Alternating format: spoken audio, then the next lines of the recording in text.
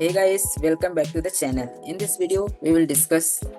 In this video, we are going to discuss I am important SAP ABAP interview questions and answer.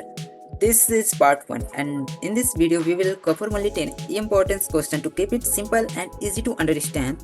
Don't worry, we will continue this series is part 2 and upcoming part where we will cover more questions in detail. So if you are beginners in SAP ABAP or preparing for interview, this series will be very helpful for you. Okay, let's start the video. Question 1. What is SAP ABAP?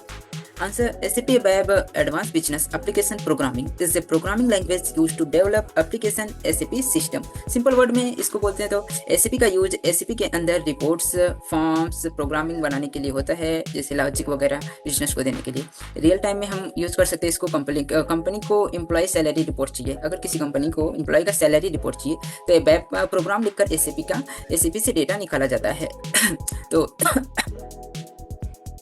And slide what is report in ABAP. We discuss करेंगे हम what is the reports in SAP ABAP. A report is an ABAP program that display data in output format. Simple word में report का मतलब है data को देखना, screen या print. Like daily sales reports, purchase reports, attendance reports, ये सब क्या है? Daily reports. ये एक टाइप का रिपोर्ट ही है. Okay, and types of reports in ABAP में how many types of reports in ABAP? What are the types of reports in ABAP? Classical report, interactive report, ALB report. Simple word में simple word में classical report एक simple list होता है. Interactive report click करके details देख सकते हैं. एक लिस्ट आएगा, उसको हम डबल क्लिक करके और भी देख सकते हैं डिटेल्स में, उसको बोलते हैं इंटरेक्टिव रिपोर्ट. ALB रिपोर्ट में हमें एक पूरा चार्ट दिया रहेगा जिसमें हम फिल्टर कर सकते हैं, सॉर्ट कर सकते हैं वैल्यू को, जैसे increment, decrement, like that, and download Excel में डाउनलोड कर सकते हैं. तो types of reports, there are three types of reports: classical reports, interactive reports and ALB reports. Keep in mind. And fourth है what is data dictionary. It is very important. What is data dictionary? We use a transaction code SC11. Data dictionary used to define data object like table, view, data elements, object logs. Simple word में यहाँ database का structure बनता है. Simple word में हमें एक table का structure वगैरह जो बनाना होता है तो हम डेटा स्ट्रक्चर का यूज करते हैं. Transaction code SC11. ठीक है, तो रियल टाइम एग्जांपल में देख सकते हैं एक एम्प्लॉय टेबल है जिसमें एम्प्लॉय ID है, उसका नेम है, सैलरी है, define in SC11. we simply go transaction code SC11 and create the data dictionary, employee ID, name and salary, this type. And fifth slide क्या, what is the internal table? Internal table is a temporary table used to store data during program execution. ये RAM में बनता है, database में नहीं. Simple क्या है कि इंटरनल टेबल जो है वो टेम्परेरी के लिए, कुछ टाइम के लिए डेटा को स्टोर करता है. डेटा पहले क्या करता है? डेटाबेस, फिर एक्सट्रैक्ट डेटा, फिर internal table, process and output. Real time example में हम देखें तो अगर हमें डेटाबेस से 100 एम्प्लॉय का रिकॉर्ड निकालना है तो इंटरनल टेबल में स्टोर करेंगे, प्रोसेस फिर output. Okay, and the sixth one, what is the work area? What is the work area? Work area is structure that hold a single row of data at a time, and the internal table is hold the multiple values, but work area is only one row, hold the single row of at the time. Okay, and like simple word में बोलते हैं तो एक time पर सिर्फ एक ही record. Real time example, employee table का एक एम्प्लॉय रिकॉर्ड वर्क एरिया में रीड होता है. लाइक इन सिंपल ले सकते हैं हमें कॉलेज का अटेंडेंस, जिसमें एक स्टूडेंट का रोल नंबर वगैरह रहेगा, रोल नंबर, सब्जेक्ट, टीचर्स, तो उसको बोलेंगे ओनली एक स्टूडेंट के लिए, तो वो हो गया work area. And internal table पूरे क्लास का अटेंडेंस शीट.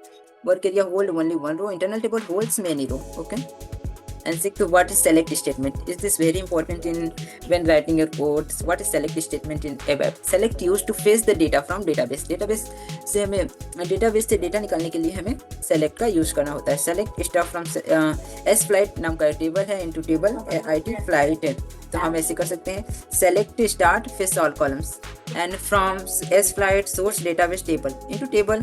टेबल का नाम क्या है? इंटरनल टेबल का स्टोर into इंटरनल टेबल. जो फ्रॉम S फ्लाइट है, ये सोर्स टेबल है. और स्टार का यूज अगर हम कर रहे हैं तो ये पूरे कॉलम को फेस करेगा. Is this not a good practice? Start only which column you want to, you write the or name those internal tables name and the tables name. Okay, and module number, slide number 8 and 9, model pool and smart forms. What is the model pool? What is the model pool programming? You interview ask you what is model pool programming.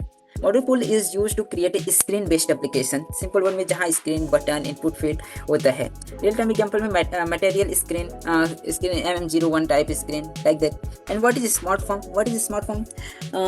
Smart form are use to design and print form, simple word में print format बनाने के लिए। Real time example में invoice, print, salary slip, delivery, challan. Okay, and last one is what is debugging?